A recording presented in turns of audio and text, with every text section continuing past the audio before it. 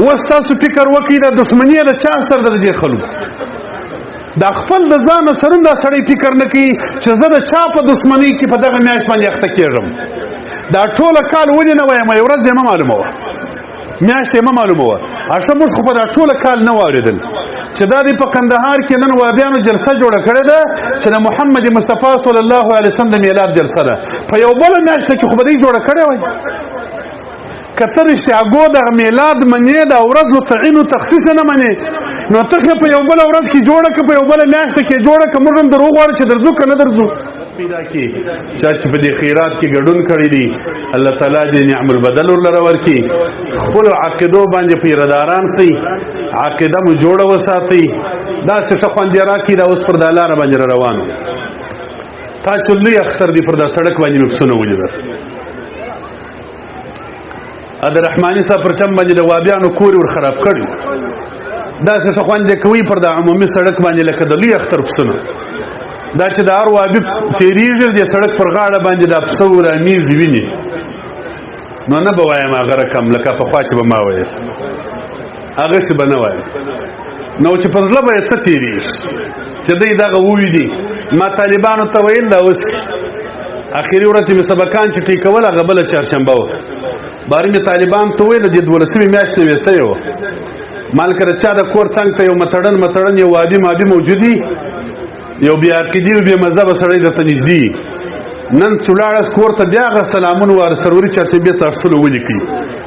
کور ته یې ور واستوي د دې وابیانو کار ورته دا د دې سروري چهارشنبې څاښتې ویچ که ده درته وویله چې دا خو تېره سوې ده سروري چهارشنبه ورته زموږ څخه تېره جمعه خطا سوې وه دا یو لازمي او ضروري کار دی زموږ څخه پاته سوی و نو چې پاته نه شي دا ضروري کار دا چهارشنبه مو په دې خاطر باندې وکړي بیا مې در واستولې ما بیا دې اور پر بل کړي دغه د دې په چیچ خوا به د سبحان الله سړی حیران ورته ولاړ شي چې د 12مې میاشت رانه ویسي دی په دې کار باندې اخته سي سهار در ماښامه ملایان او طالبان یې ټول پر فیسبوک باندې په دا شي باندې اخته دي ویډیو په دې باندې شروع کړي چې په څه رقم باندې یو مسلمان د دې څخه را وګرځوي چې د 12مې خیرات ونه کړي ولې د 12مې په ورځ باندې ولې موږ دا خیرات کوو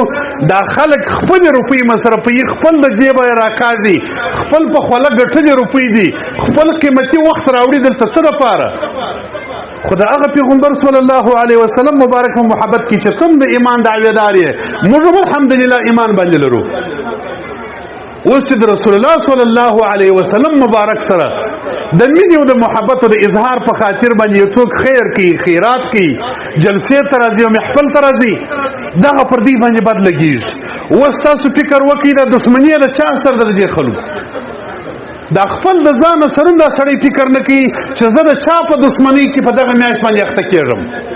دا ټوله کال ولې نه وایم یو ورځ یې مه معلومه وه میاشت یې مه معلومه وه اشه موږ خو په دا ټوله کال نه واورېدل چې دا دی په کندهار کې نن وابیانو جلسه جوړه کړې ده چې د محمد مصطفی صلی الله علیه وسلم د میلاد جلسه ده په یو بله میاشت کې خو به دوی جوړه کړې وای که ته رښتیاګو دغه میلاد منې دا ورځ و تعین و تخصیص نه منې نو ته په یو بله ورځ کې جوړه که په یو بله میاشت کې جوړه که موږ هم در وغواړو چې درځو که نه درځو د دې کار د دې سره نه دی خوی بد بهانه بسیار علامه امام ربانی مجدد الفسانی رحمه الله مکتوبات کې لیکي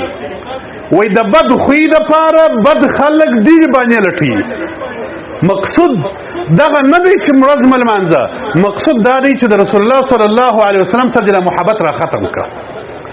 د وهابیانو مقصود دغه شی دی د دې شی سره کار نه دی د وهابیانو چې خالص سره میلاد ورځ مه لمانځه کار د دې شی سره دی چې د الله د رسول صلی الله علیه وسلم سره د محبت او تعلق در ختم کړي هغه ستاو د نبی علیه السلام د زړه ربط چې دی دغه دې درش کوي دغه لینونه درش کوي چې دغه لین دې ختم سي وایي که نه وایي وایي ډاري کې د خدای وغواړه وایي نبی علیه السلام وایستې په مابین کې مه لټوه مسلمان نه دی مسلمان چې ډاري کې د الله تعالی سره رابطه جوړه کړي او نبی علیه السلام په مابین کې وایسته نه وګڼي څنګه مسلمان کېږي چې محمد رسول الله نه ووایي اسلام دی اسلام نه دی ایمان دی ایمان نه دی